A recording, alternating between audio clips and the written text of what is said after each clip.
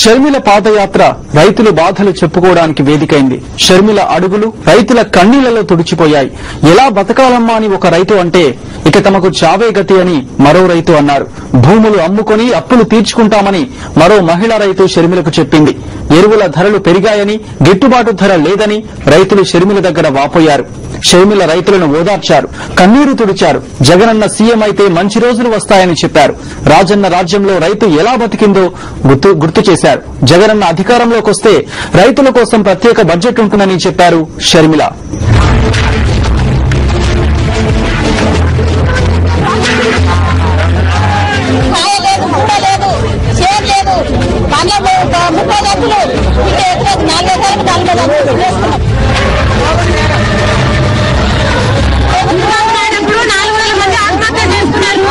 ఇప్పుడున్నది కిరణ్ కుమార్ రెడ్డి, వీళ్ళిద్దరు వద్దు.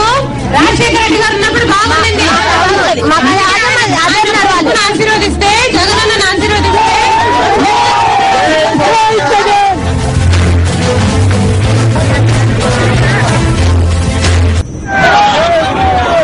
వైఎస్ఆర్ జిల్లా నుంచి పాలమూరు జిల్లా వరకు పాదయాత్రలో వేలాది మంది రైతులు షర్మిల దగ్గర తమ గోడు వెళ్లబోసుకున్నారు. రోడ్డు పక్కన పొలాల గట్ల మీద నిలబడి షర్మిలతో మాట్లాడారు రైతులు.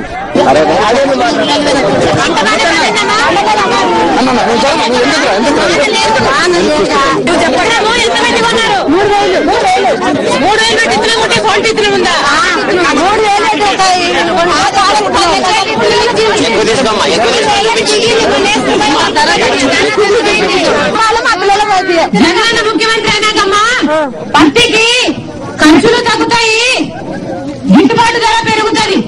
అంతేకాకుండా 9 గంటలు ఉచిత విద్యుత్ ఇస్తారు.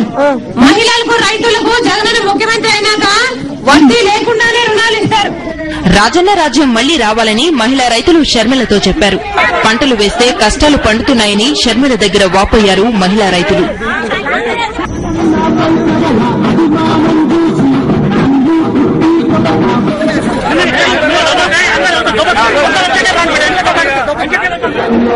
వరి, పత్తి, మిరప ఇలా అన్ని పంటల రైతులు షర్మిల దగ్గర తమ బాధలు చెప్పుకున్నారు.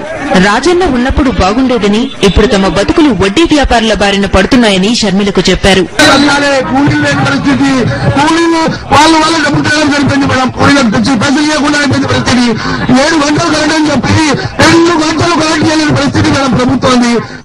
ధాన్యం రైతులైతే వడ్లను తీసుకొచ్చి చూపించి తమ గోడును షర్మిలకు చెప్పుకున్నారు. ఇలా అయితే ఆత్మహత్యలు చేసుకోవాల్సి వస్తుందంటూ వాపోయారు.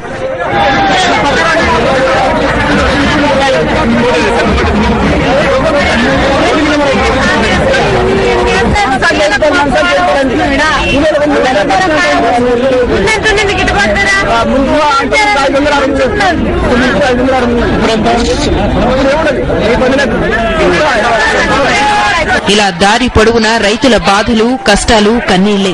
కానీ పాలకులు మాకేంటి అన్నట్టు ఉండడమే వారి చిత్తశుద్ధిని ప్రశ్నిస్తోంది.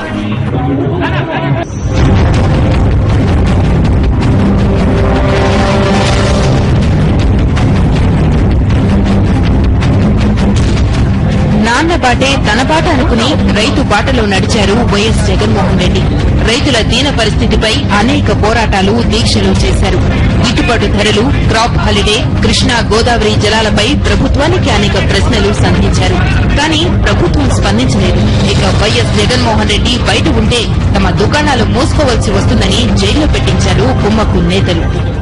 ఎకరా పసుపు వేయాలి అంటే 1,20,000 రూపాయలు ఖర్చయ్యే పెట్టుబడి పెట్టారు.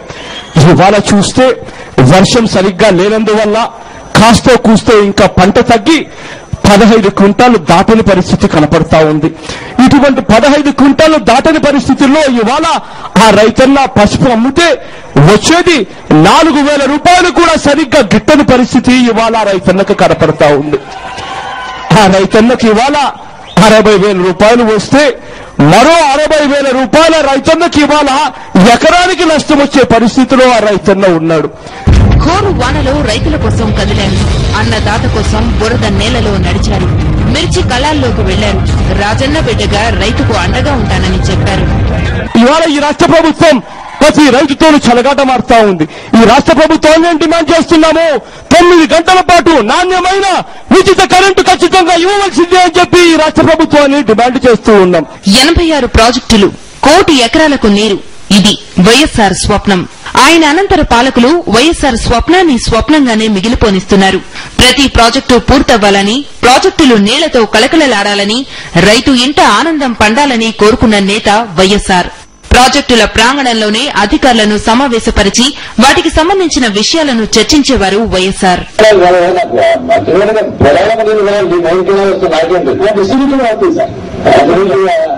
పొలాలకు నీళ్ళు వస్తుంది కదా, జాబ్ అనేది హోటల్ జాబ్ కాకుండా మేకైనా చూడటానికి కాదు కదా ఉండేది. మా పొలాలకు నీళ్ళు వస్తున్నాయో లేదా అని నేను చూసుకుంటాను సార్. రైతుకు ఇంట్రెస్ట్ అది. అంతేకాదు, రెండవసారి అధికారంలోకి వస్తే రైతులకు 9 గంటల ఉచిత విద్యుత్ ఇస్తానని ప్రకటించారు వైఎస్సార్. దురదృష్టవశాత్తు వైఎస్సార్ మరణం రైతుల పాలిట శాపమైంది. అప్పుడే గాడిన పడుతున్నాయని అనుకున్న రైతుల జీవితాలు వైఎస్సార్ మరణంతో మళ్లీ కకావికలం కావడం మొదలైంది. అన్నదాత అడుగే రాష్ట్రానికి అడుగుజాడ, ఇది నమ్మిన నేత వైఎస్సార్. అందుకే రైతు బతుకు పండించడానికి అహర్నిశలు కృషి చేశారు. రైతు సంతోషమే తన సంతోషంగా బతికారు. ఇప్పుడు ఆయన బిడ్డలది కూడా అదే బాట, రైతు బాట. ఇది అన్నదాత స్పెషల్ ఎడిషన్.